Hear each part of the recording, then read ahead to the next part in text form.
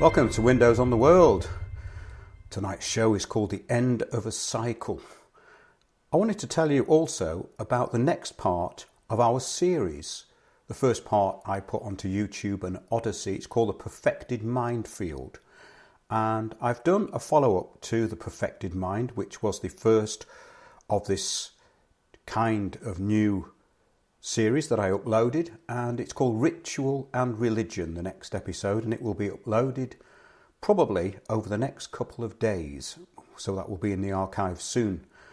What's needed, I think, is a new way of looking at things, and this show will actually reintroduce some ideas which I hope will bring more discussion and interest.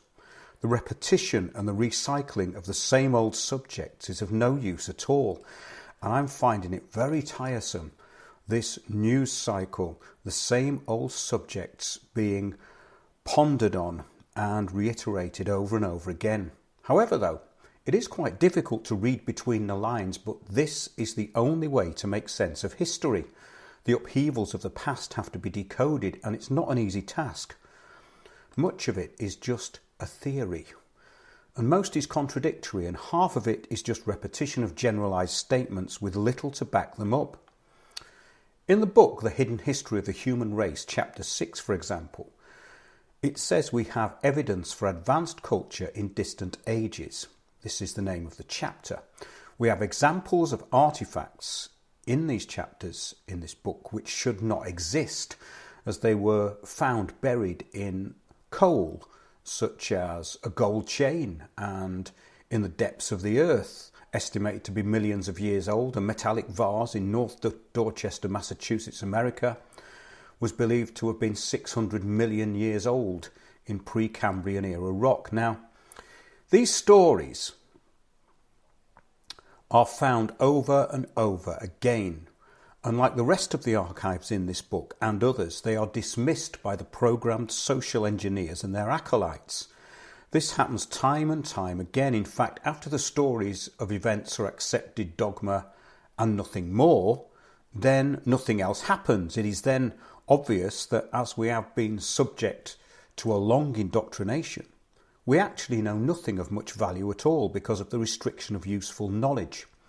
And when more information is found, the knowledge base which is being built upon to explain the unexplainable becomes problematic. So it's just derided and forgotten.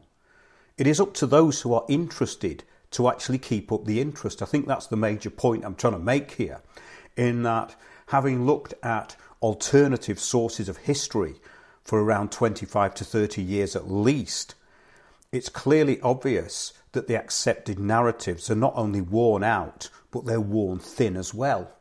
And the present destruction of history is for a purpose. What is coming will be terminally boring and devoid of interest, so the past then becomes a most important reference of weighing up the present. Why are things degenerating despite the wonders of technology? The main reason is the intention behind technocracy, as history is being destroyed. And examples of this come up every day of the week. I'll just read one out to put things into context. Fossils in Greece suggest human ancestors evolved in Europe, not Africa. Well, regularly I get sent findings which contradict evolution and the out of Africa theory, yet the archaeology world still adhere to accepted doctrine such as evolution. This article was from April the 7th, 2024, and it's from GreekReporter.com. A lot of interesting stuff comes out of Greece. Constantly, things are being unearthed. It says here, a recent analysis of fossils recovered in the 1990s in the village of Nikiti in northern Greece supports the controversial idea that apes, the ancestors of humans, evolved in southeastern Europe instead of Africa. Okay, but there is no evidence to say that apes were the ancestors of humans. And the out of Africa theory has been left behind by the people who propagated it in the first place. But of course we have to stick to the recent past, Darwinism. It says the 8 or 9 million year old fossils had first been linked to the extinct ape called Oranopithecus. However, a team led by David Bagan from the University of Toronto's Department of Anthropology has recently analysed the remains and determined that they likely belong to a male animal from a potentially new species. Now, this sort of thing is happening pretty much all the time. I have an archive of this stuff which I can't even get through because I'm sent it pretty much daily. Contradictory ideas and evidence that blows away not only Darwinian evolution theory but the out of Africa theory, two of the mainstays of what Darwin was on about. It says by inspecting the upper and lower jaw of the ancient European ape, the team suggested that humanity's forebears may have evolved in Europe before migrating to Africa. So of course they have to go to Africa. So they didn't come from Africa, but they have to go to Africa now. Potentially, it says, upending a scientific, wait for it, consensus that has stood since Darwin's day. Well, there we have the two problems, Darwin and consensus. Like the unexplained animal statue that was found in the bush in Australia. It's hilarious, this. Which, of course, had to have been dropped by someone who, of course, came from Africa and just happened to drop it in the Australian bush in New South Wales. This is the sort of stuff that I've been looking at for years and years on end.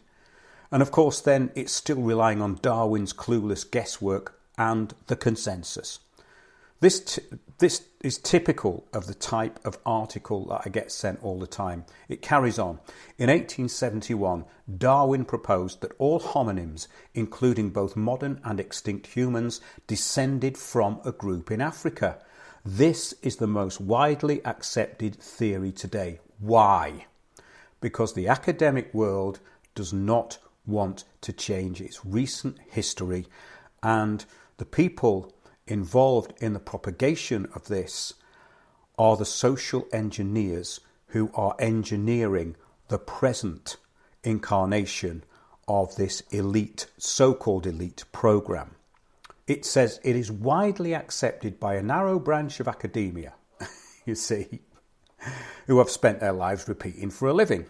It's the same with most things. They are popular and accepted only because they are repeated. Darwin knew nothing. Galton and Thomas Malthus, knew nothing. They just made things up to suit their elite ideas. None of these ideas have stood up to scrutiny, yet the lazy-brained still repeat them. The pompous stupidity of so-called elite thinking came from empire and the eugenics and race superiority of clowns like these. The last 200 years has now overseen the decline of intelligence, which is at its end today. Well, so much for evolution theory. Every time it looks like a new low in intelligence is descended to, there is something which drags it down even further. The present Homo sapiens are not doing themselves any favours either. Britain, an important centre in very ancient history, is being erased by the very same mentality which came up with social Darwinism and the need to impose control from a financial epicentre. The degeneration of brain cells is a City of London and fake elite psychological warfare project. In the corporate parasites as governance and governors era, we are seeing the very end of monarchy and the humiliation of kingship, and this must have been by recent consent and design if we look at what's happening to today's British so-called royal family. We have the dumb end of technocracy and countries being run and looted by the same corporate parasites who invented global warming as a new system of deceptive looting and the new and never-ending climate emergencies.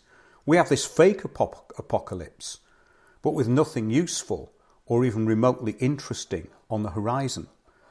Well, it's with this in mind that history must be put together to make sense of the nonsense being propagated and repeated. This looks like the end of a cycle. Current events really make sense if it is. A culmination of a big lie and the misuse of history can be seen in the present and latest crisis. And the most current is the end of the state of Israel is on the horizon. There must have been a long-term plan when this decoy state was actually set up. The stories used by the cabal to justify superiority are in fact running out of steam. One less than dull and something that really adds up is the idea that Ukraine may be the relocation space for the present state of Israel. This has been given a lot of globalist credence recently, and I'm going to read something out which you may find interesting. It's from the Atlantic Council website. Quote, Zelensky wants Ukraine to be a, inverted commas, big Israel. And it says, here is a roadmap. And the article goes on to list the actual way that modern-day Israel and Ukraine are quite similar. The article describes how the modern state of Israel, with its security, technology and politics, could be a roadmap for the future of Ukraine, which indeed, of course, it is, according to the globalists. The idea certainly appeals to the Hasidim, who flock there in great numbers. Here's another news story from AlJazeera.com. Jewish pilgrims flock to historic Ukraine city despite war with Russia. This despite the cult being a bit unpopular with locals, actually, due to their dropping litter everywhere and talking loudly in group identity uniformity, if you know what I mean. We are referring to a place in Ukraine called Uman, a city in central Ukraine that annually hosts tens of thousands of Hasidic Jewish pilgrims for Rosh Hashanah, the Jewish New Year.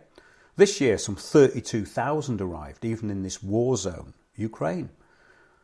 Even though the actual war is only 120 miles to the south, and cruise missiles have struck Uman several times, killing 24 people, including 5 children.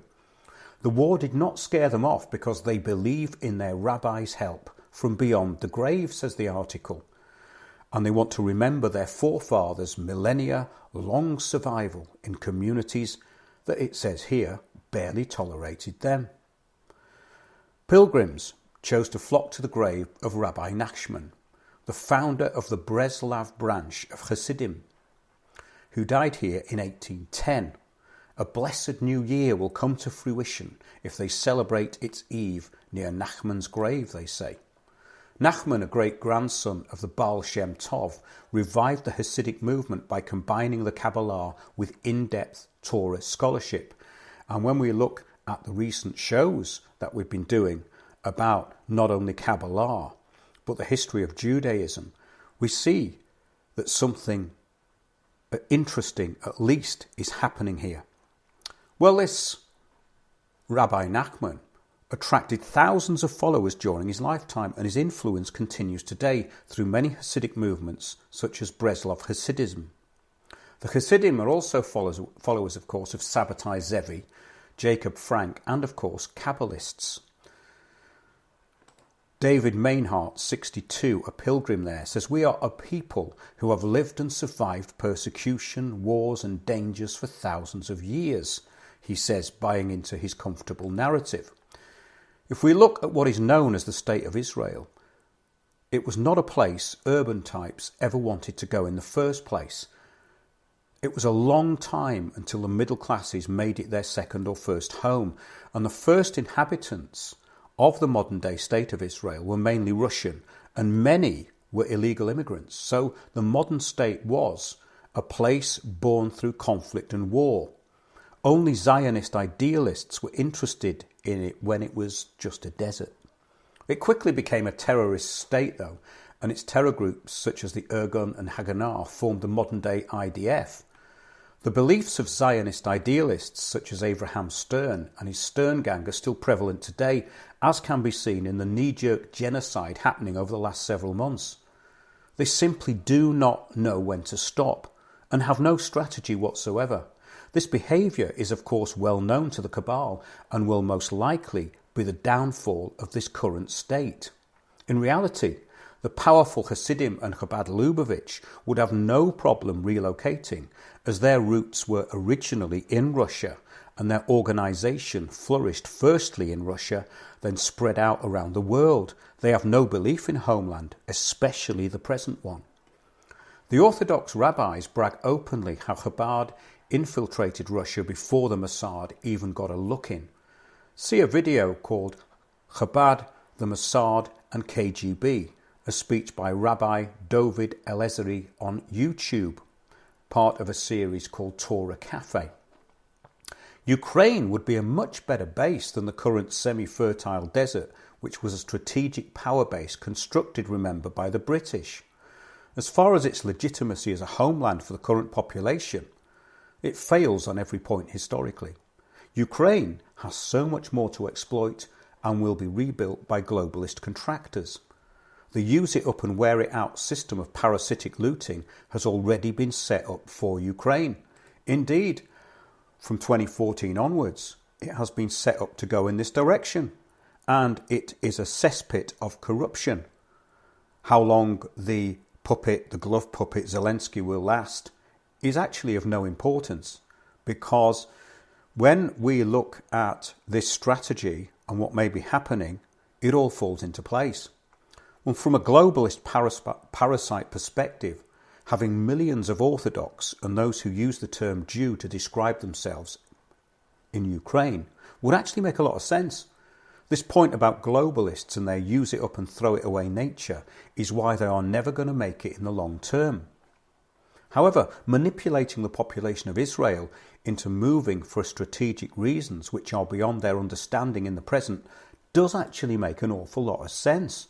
There is no way this self-destructive and neurotic state will be allowed to continue in its blind need for constant revenge and the further and final annihilation of neighbours, but more likely themselves. There is no way that they will ever be allowed to do anything that they are not being pushed into for a very good reason. That's what is so fascinating about the current times, not the news cycle, what's actually behind it. So from the manufacturing of ancient history to the artificial history of the so-called only democracy in the Middle East, it makes the short-term future look as though it was indeed planned. But what when Ukraine has been plundered and discarded? It can't go on forever, can it? How this sits with the UN Sustainable Development Goals is actually quite comedic. But when you look at what they're really about, it makes a hell of a lot of sense. So if the British social engineers of the past and their next generation of global parasites have covered their tracks just enough, what's left? Well, a fascinating history which actually makes sense. That's the big point here. So in other words, beyond the cycle of current events, there is actually something of interest going on and something planned which has its roots further back and in ways that are not only hidden, but attacked as being absurd. And at this point, I am leading into our coverage of the Great Deception and books such as Britain, the Key to World History by William Comyns Beaumont. Our series of shows, Britain's Shattered Isles, is starting to make more and more sense, especially as in the recent past and the present, in ways really that make sense historically. Innovators like Beaumont are, of course, derided, then forgotten, as actually was Australia's once respected Frederick Slater, because he was absolutely lauded and he was the go-to person for Australian history until he discovered a common global language which didn't fit in with the Darwinian evolution out of Africa theories. When Immanuel Velikovsky was attacked for his Worlds in Collision in the early 1950s, the real purveyor of theories of catastrophism was never mentioned, even by Velikovsky himself. Although Velikovsky had access to the theories of William Comyns Beaumont, he was never mentioned by Velikovsky, who, like the over-promoted Einstein, had also copied his theories from little-known predecessors. In his book Cosmic Heretics, Alfred de Grazia summarises Comyns Beaumont's main ideas as follows. The catastrophe, which actually happened in 32 BC, which was a comet that collided with the landmass which is now called Britain, meant that all geological formations were shifted as a result. Cosmic lightning played a major role. Hydrocarbons were present in the cometary tails. Ancient chronology was several hundred years too old. The ancient calendars had to be revised because of this catastrophe. Many species were extinguished catastrophically. Religion was born in cometary worship and tied to phallic forms because of the shape of comets. Fear of cometary collisions is inherited by mankind.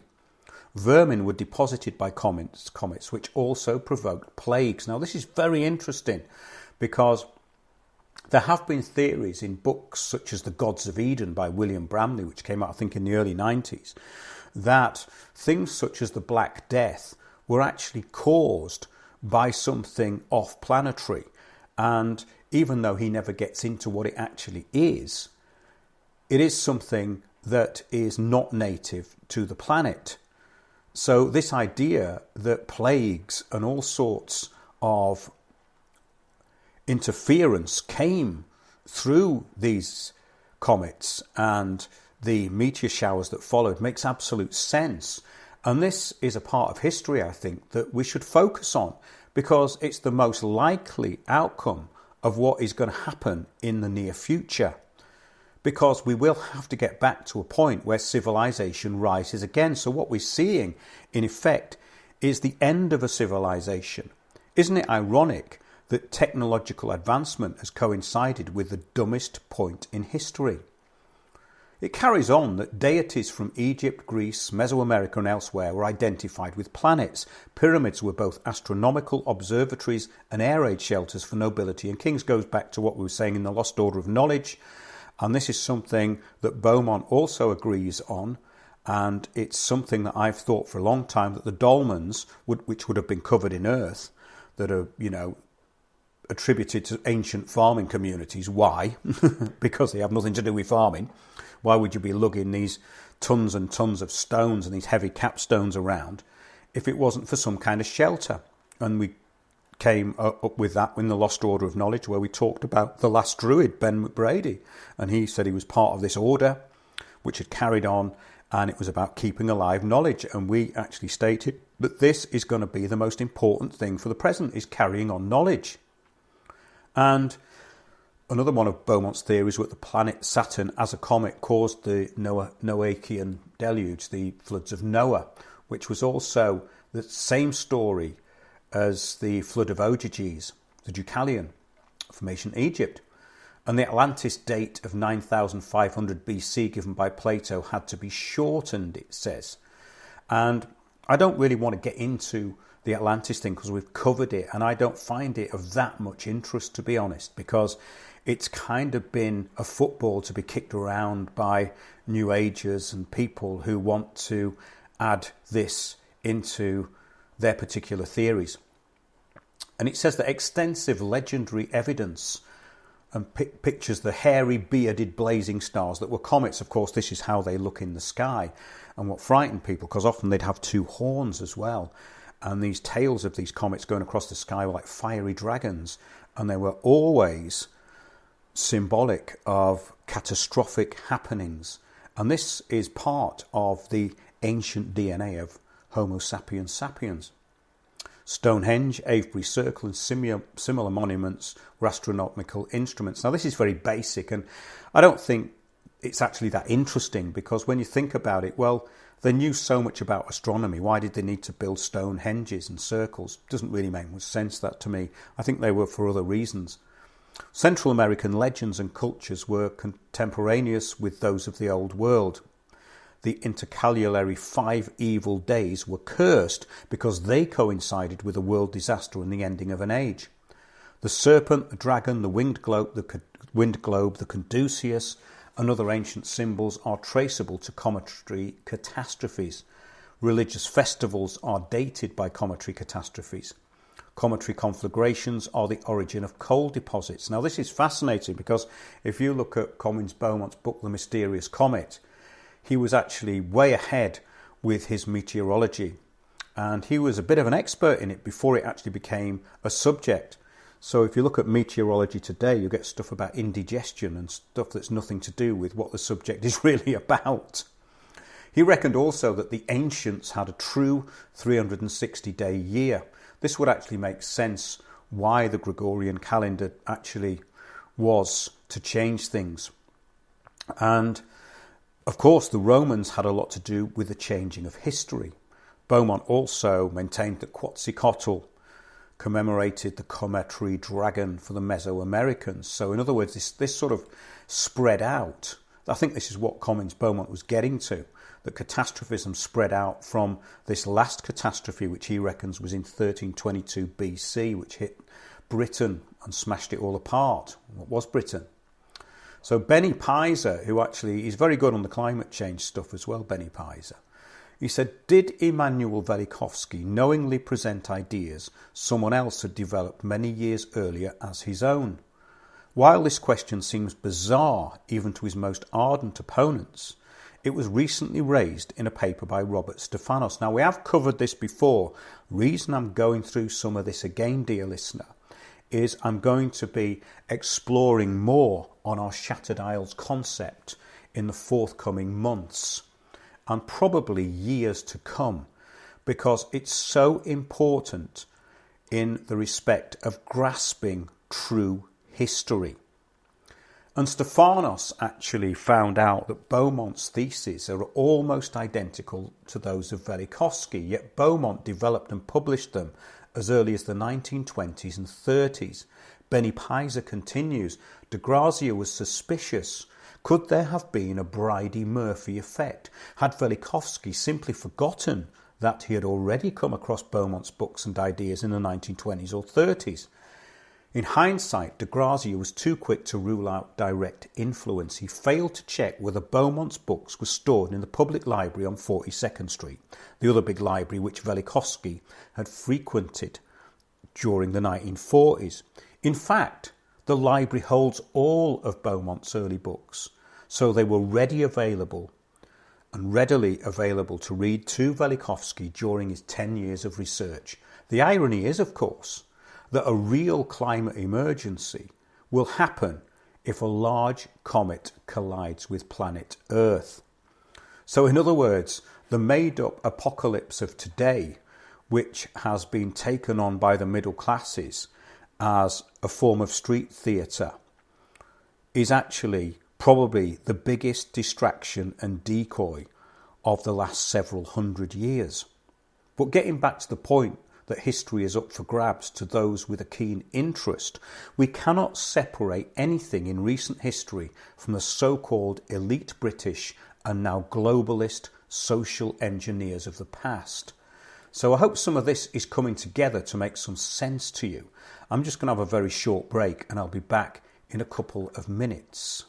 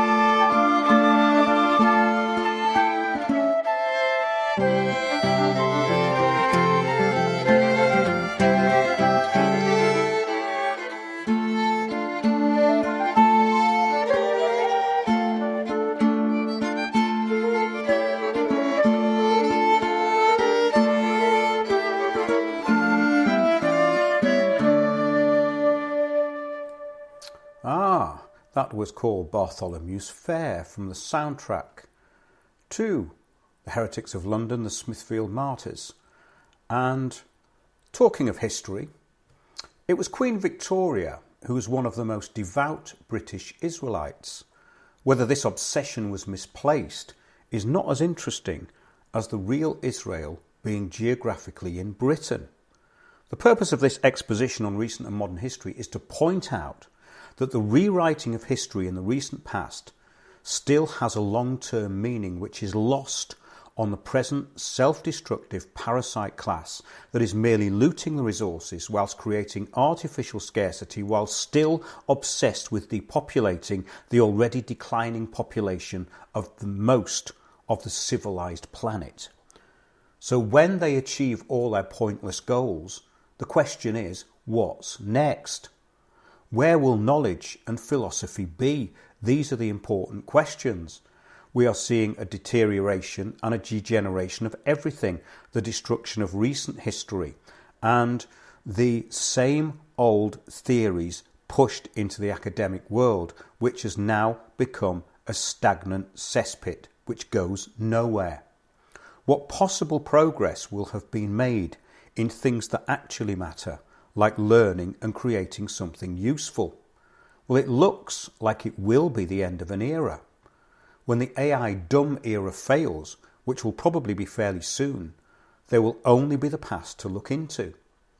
The future will depend on real knowledge and the putting together of history into something which not only makes sense, but actually moves things forward. Now, that is the purpose of this show, because what I'm actually trying to do here is create an overview and a reference for people who are interested in the future of history, philosophy, and what is actually important, rather than this endless cycle which is going nowhere, which must end.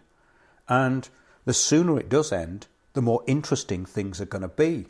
Because I don't know about you, I'm finding this repetitive cycle, especially through news and media, a complete bore. It goes nowhere, it says nothing, it has nothing to say.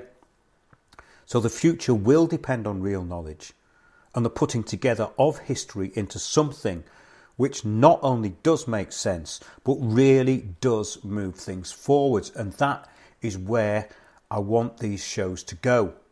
I want to try and create a cutting edge of information, and I think we already have, because we're bringing everything together here. And that's what I find so fascinating about the present time, that it's giving those who want to do that the opportunity to do so. So why aren't others doing it? Because they are trapped into issues of no importance and they are degenerating. Well, look at the show we did last week, Ascending to Nowhere. This new fake 5D consciousness. All that is happening is people are regressing into artificial wombs. And of course, the same old history narratives being repeated so that nothing moves forward.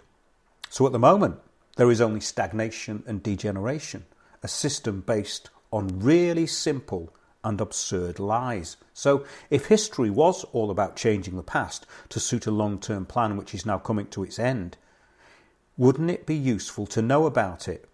That is the point I'm making here.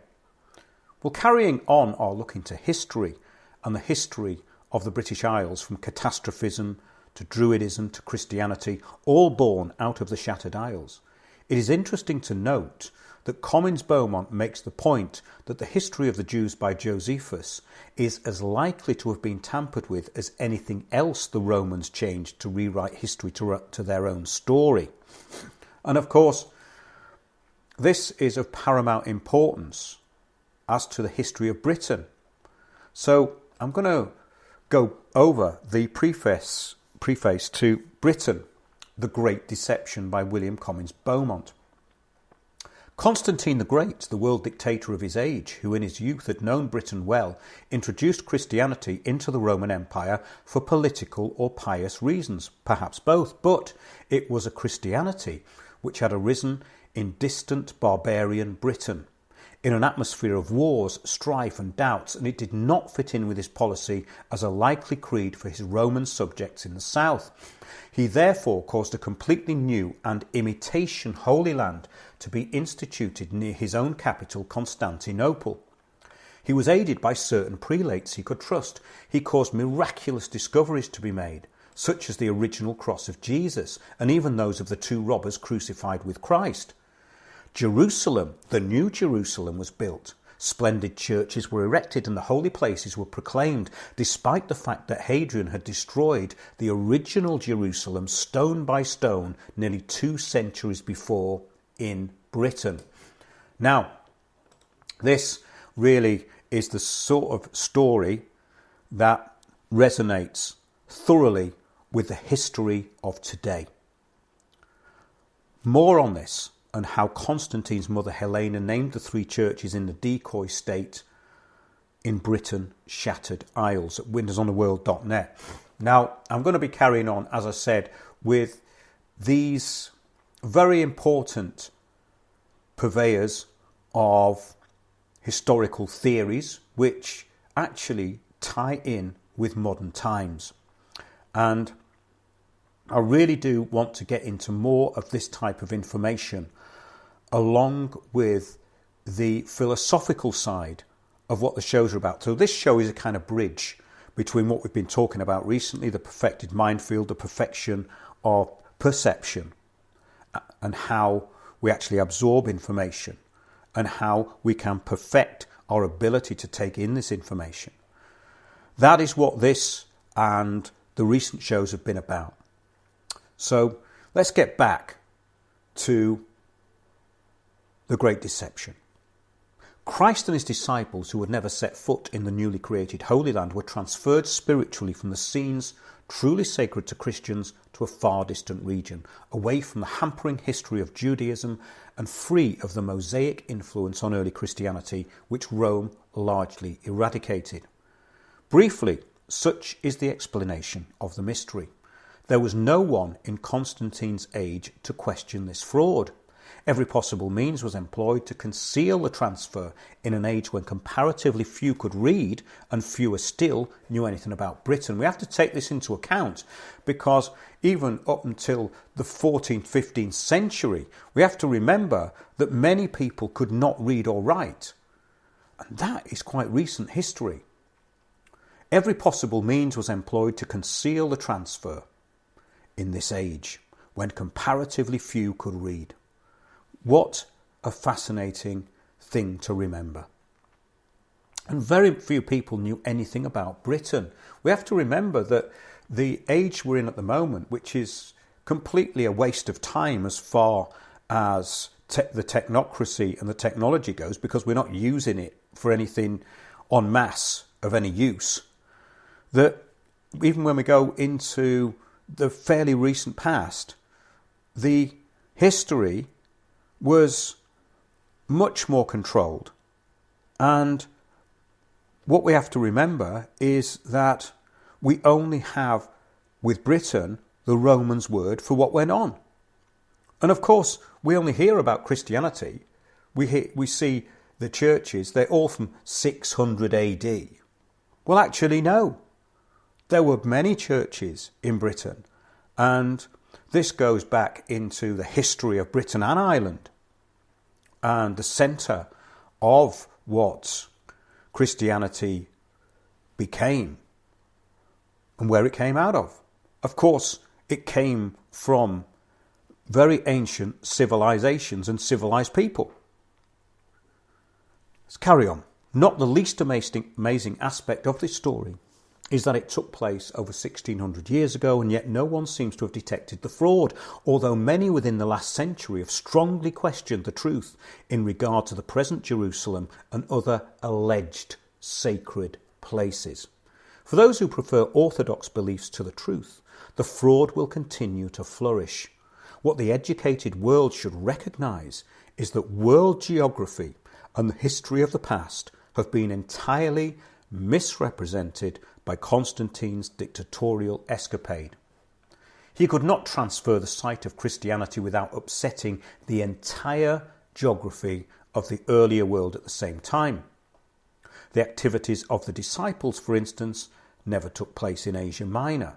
If Britain's unknown history throws a new light on the Bible story, it can equally be contended that Bible events or those relating to the Jews in the works of Josephus also throw a strong light on this ancient island. William Comyns Beaumont, 1953. If you look at the theories in Britain's Shattered Isles at Windows on the World, the present starts to make sense. And that is a very good basis for looking at history and recent history. So if the present makes sense, then something can be salvaged from the shallow and pointless activities of the global parasites who came from the recent and now surpassed idea of empire. So the latest attempt by the City of London project and its outposts and allies is doomed. They know it's doomed, so are indulging themselves in using up what they can, taking control of all they can get away with, and at the same time still knowing that their own days are numbered. The artificial AI transhuman beliefs are also based on basic misunderstandings of what real intelligence actually is. We've been over that on many shows. They don't actually seem to have it, of course, and their predecessors were even more clueless than they are. The concepts which created useful tools like Darwin and Malthus are out of date and not even useful as control systems anymore. That's openly admitted, yet they still stick to the same principles because they came out of the idea of elite and empire. Sustainable development, the modern version of empire, is the same feudal system but done under an environmental banner. It's just a different deception for the times. Cunning and a bit of foresight, however, won't bring about any new culture or progress, and that is the key. It's up to those that can see this to start focusing on what is actually important, as more and more are distracted onto the issues of no importance. In a way, that's what this show is a bit of a retaliation against. It's time to forget the irrelevant. Well, this could be what was meant by a great awakening, looking at things objectively and saying, when this fails, which it inevitably of course will, what's next? It is time, I think, to do something more interesting and beneficial. And that is where these shows have been going for the past several years. And it's an incredible journey of learning. And the responses and the information that I get back from the people who matter have made it all worthwhile. Of course, those who want nonsense and are being programmed unconsciously by the globalist parasites have drifted away. That's a good thing, because the fork in the road demands that they do this. We are at a fork in the road, and as I said, the lost order of knowledge will be pursued relentlessly on these shows. I hope you found that interesting and involving. The idea of putting those disparate, what seemingly disparate things together at the beginning was to open up the whole environment for the real interpretation and the more accurate interpretation of history. And that's what I find most fascinating. What is hidden is, of course, fascinating. It has to be, because we have to find it out and we have to put it together piece by piece. And it can only be done with a certain level of thinking. And that level of thinking has been pretty much wiped out by the education system of these parasites, who are at the moment in a free fall demise, but they're still parasiting until the end. So it is up to those who are not parasites, who are actually creative, to start building something now, rather than saying we're at the end of something. We are actually at the beginning of something, and those who realise that are going to be, I think, quite important. So that's the philosophical side of what I was talking about this evening.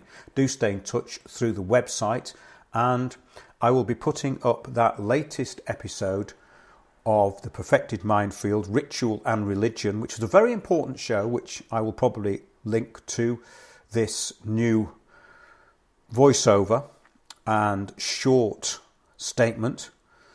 And these are quite popular. I've had very good feedback from the one we put up, The Perfected Minefield. So I am going to be putting this out as an audio book, but it all does tie in to what we call the bigger picture. I can't see anything that is not unrelated in what we are covering in these shows. So if you enjoy the information put out by Windows on the World, do please support us. I may have to make this a subscription only show in the future, not at the moment, but the way things are going, I have got some support, which is great. But if you want to support the show, please send me an email, info@windowsontheworld.net, and I can tell you how to do that. We have a £5 a month club, and also you can support us on PayPal and Patreon. But if you want to be more direct, info@windowsontheworld.net, and keep sending in the information, because that is paramount. The information I get off the listeners has shaped the direction of the shows to a great extent, because although I have my own unique ways of pulling things together, and I think that's what makes the shows interesting, really, because we're stepping right outside what is going on everywhere else. And that, I think, is the key. And I think that is, to quote Comins Beaumont, the key to world history. So, until the next show, stay in touch through the website, and thanks to everyone who supports us.